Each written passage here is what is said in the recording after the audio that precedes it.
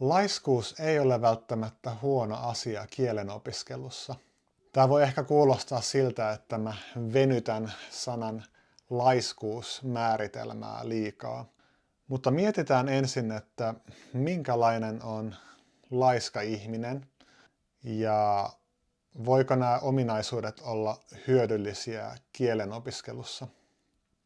Laiskiainen opiskelee vain niitä asioita, jotka tuntuu itsestä hyvältä.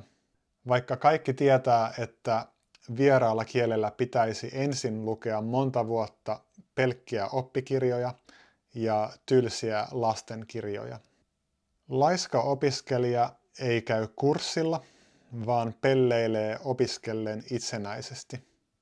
Opiskelun sijaan laiskiainen katsoo mieluummin TV-sarjoja, lukee sarjakuvia ja pelaa videopelejä ynnä muuta sellaista. Laiskimus opiskelee vain muutama minuuttia päivässä. Mietitään ensin tuota vähän opiskelua. Onko pieni määrä opiskelua välttämättä huono asia? Onko se välttämättä huono asia, että me opiskellaan vaikka 5 tai 10 minuuttia päivässä? Me tiedetään, että meidän pitää opetella ulkoa paljon sanoja ja lauseita. Meidän pitää osata käyttää niitä suht automaattisesti myös oikeassa elämässä. Ja se vaatii suht suuren määrän opiskeluaikaa, jos haluaa saavuttaa korkean tason vieraassa kielessä. Mutta meidän pitää muistaa, että voi olla hyvä aluksi opiskella vain vähän ennen kuin opiskelu on muodostunut rutiiniksi. Muuten vaarana on se, että alkaa vihata tätä vierasta kieltä. Mun mielestä uusi kieli tai uusi opiskelurutiini on vähän niin kuin uusi ihminen sun elämässä. Vaikka tämä ihminen voi olla tosi mielenkiintoinen ja tärkeä sulle, niin silti on todennäköisesti parempi, että ensin te tutustutte rauhassa ja suht hitaasti. Kun uusi ihminen tulee sun elämään, niin sun pitää ehkä tehdä pieniä tai isoja muutoksia sun elämässä. Ja ne muutokset voi olla vähän stressaavia. Sun pitää ehkä siirrellä joitain asioita sun kalenterissa. Sun pitää miettiä mahdollisesti, mitä hauskaa te voitte tehdä yhdessä, koska kaikki ihmiset ei halua istua vain sohvalla joka päivä. Jos te muutatte heti yhteen, niin se voi toimia hyvin. Se on mahdollista. Mutta mä sanoisin, että silloin pitää olla vähän onnea mukana, eikö niin? Koska toisin kuin Disney-elokuvissa, ihmiset voi olla aika monimutkaisia. Se voi olla myös aika stressaava tilanne, että yhtäkkiä alkaa viettämään aikaa yhdessä monta tuntia päivässä. Vähän samalla tavalla uudessa kielessä voi olla uusia äänteitä ja kirjaimia tai jopa uusi kirjoitusjärjestelmä. Kielioppi voi olla hyvin erilainen, mihin sä olet tottunut. Joillekin se voi olla hauska haaste, mutta monien muiden pitää vähän sulatella sitä ensin. Muuten on vaarana, että me aletaan vihata sitä kieltä. Jos yrittää ahmia kerralla kokonaista valasta, niin voi tulla maha kipeäksi. Sä olet varmasti huomannut, että monesti elämässä aloittaminen on kaikista vaikeinta. Kun aloittaa jotain, niin Atomic Habits-kirjan kirjoittaja James Clear sanoo, että aloittaminen pitää tehdä mahdollisimman helpoksi. Ensimmäisten askeleiden pitää olla mahdollisimman pieniä. Mä en ole itse aina ollut kovin järjestelmällinen ihminen, vaikka mä olen mennyt tässä asiassa parempaan suuntaan. Mulle on ollut joskus vaikeaa jopa löytää mun opiskelutarvikkeita.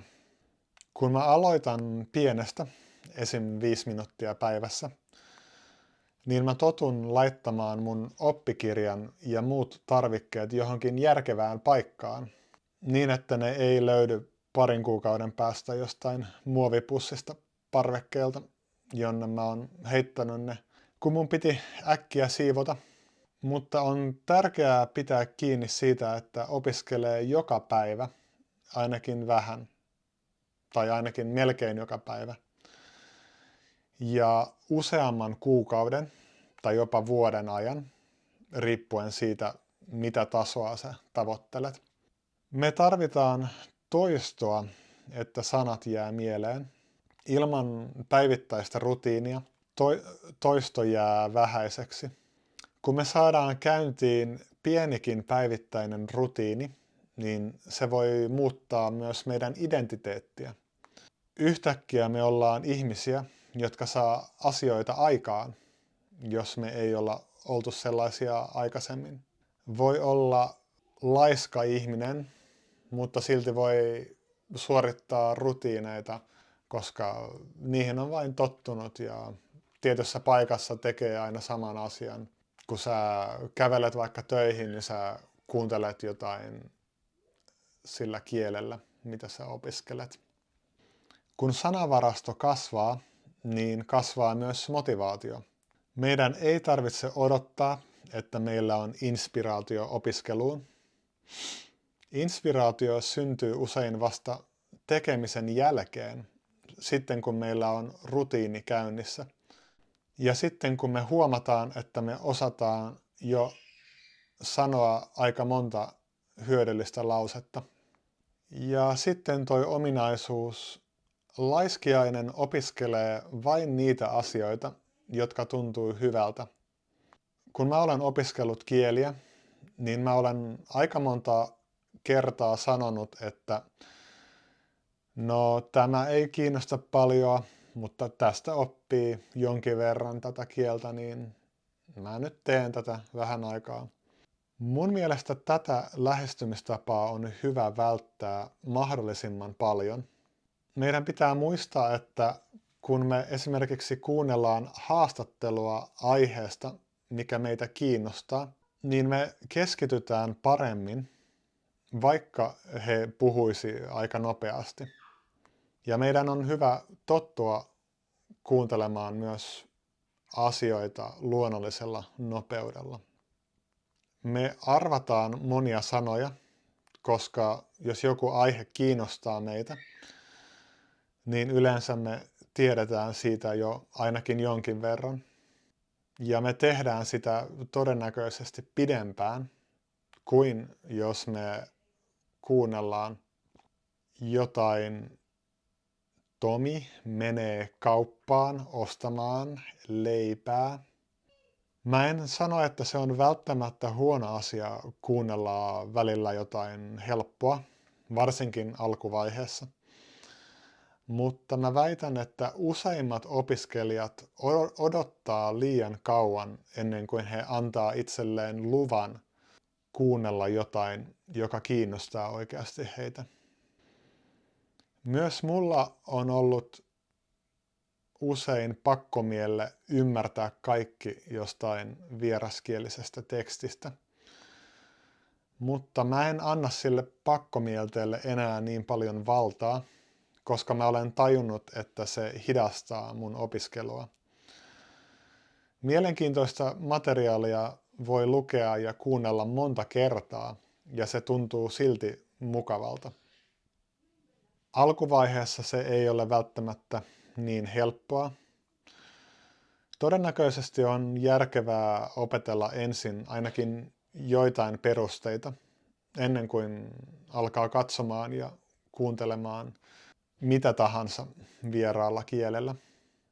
Poikkeus voi olla se, että jos sä opiskelet jotain kieltä, jonka lähisukukieltä sä osaat jo, esimerkiksi jos sä osaat jo espanjaa ja lähdet opiskelemaan italiaa, mutta niin on todennäköisesti parempi opiskella ensin vähän perusteita, jos sä olet aloittelija.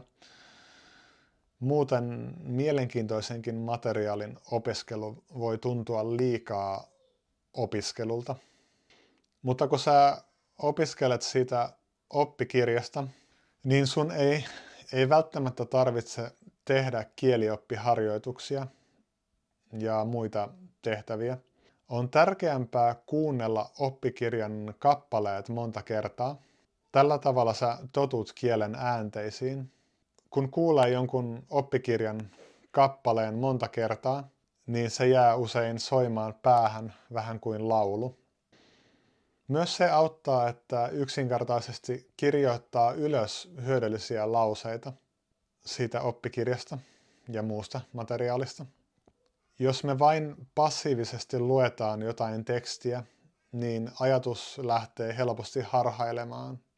Mutta niin viimeistään sitten, kun on perusteet hallussa, niin mä suosittelen miettimään, että mitä asioita sä oikeasti tykkäät tehdä sun äidinkielellä, ja voisitko sä tehdä joitain niistä asioista myös tällä vieraalla kielellä. On hyvä yhdistää opiskelu ja intohimot. Vähän sama, jos miettii liikuntaa. Jos haluaa olla paremmassa kunnossa, niin kannattaako valita joku laji, jota inhoaa? Vai kannattaako valita joku liikuntamuoto, joka tuntuu mukavalta tai ainakin siedettävältä? Sitten seuraavaksi tämä ominaisuus: laiska opiskelija ei käy kurssilla, vaan pelleilee opiskellen itsenäisesti.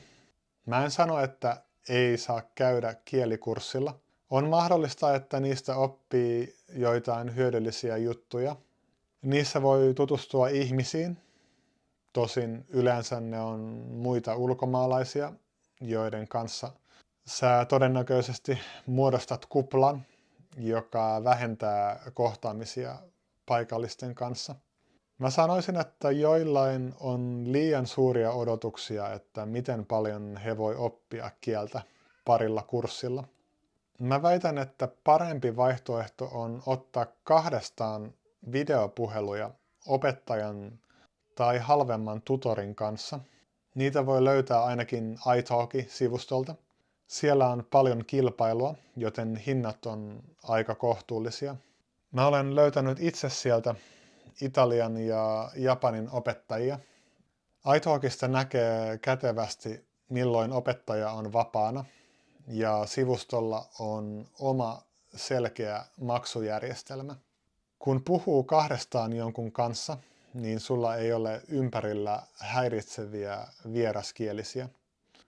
Videopuhelun aikana mä yleensä näytän opettajalle jonkun lyhyen tekstin, minkä mä olen kirjoittanut. Opettaja korjaa mun tekstin virheitä. Mä kirjoitan aiheista, jotka kiinnostaa mua. Kun kirjoittaa, niin se pakottaa mut opettelemaan sanastoa, jota mä en välttämättä muuten käyttäisi. Jos mä joka kerta puhun vain mun harrastuksista ja matkoista ynnä muusta semmoisesta, niin siinä ei ole aina tarpeeksi haastetta. Kun mä tiedän, että pian on puhelu tulossa, niin se tavallaan pakottaa tai innostaa mua opiskelemaan lisää, vaikka olisikin vähän laiska olo sinä päivänä. Kun juttelee jonkun kanssa kahdestaan, niin meistä voi tulla oikeasti ystäviä. Mä olen ollut mukana myös tandem-opiskelussa, mutta se on usein vähän kiusallista, koska suuri osa ihmisistä ei tiedä, miten opiskella kieliä tehokkaasti. Ja monet heistä ei ole kovin avoimia kokeilemaan uusia tekniikoita ja kuulemaan neuvoja. Jotkut heistä puhuvat mulle heidän omalla äidinkielellä 95% ajasta ja ei kysy multa mitään. Mun kokemuksen mukaan tandem-opiskelu ei ole kovin tehokasta monestakaan syystä. Nykyään mä käytän enemmän italki-sivustoa. Voi olla järkevää katsoa säännöllisesti vaikka sunnuntaina seuraavan viikon kalenteria ja varata seuraavalle viikolle seuraava puhelu tai tapaaminen tandem-kaverin kanssa. Jos sulla ei ole säännöllistä sopivaa aikaa harjoittelulle. Entä tämä ominaisuus? Opiskelun sijaan laiskiainen katsoo mieluummin TV-sarjoja, lukee sarjakuvia ja pelaa videopelejä ynnä muuta semmoista. Mä olen itse käyttänyt noita kaikkia opiskelussa.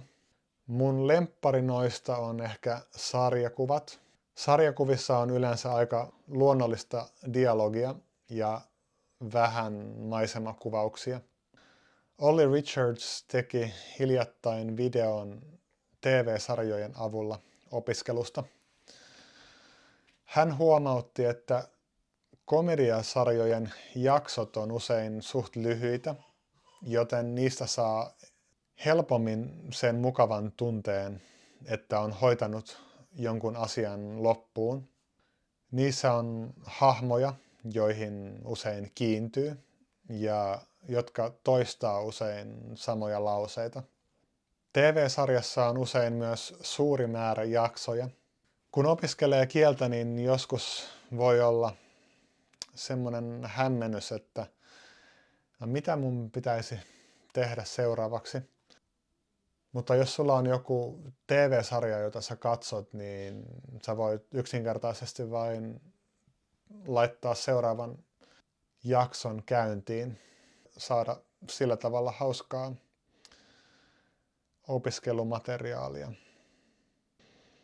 Mä en itse ole vielä löytänyt oikein videopelejä, jotka opettaisi mulle kovin hyvin vierasta kieltä. Tai englantia mä olen oppinut paljon videopeleistä, mutta muihin kieliin mä en ole löytänyt juurikaan mulle sopivia videopelejä. Strategiapeli Old World on mun lemppari ja mä aion luultavasti pelata sitä jossain vaiheessa ainakin espanjan kielellä. Mutta mun pitää varoittaa, että videopelit voi myös olla aika koukuttavia huonolla tavalla.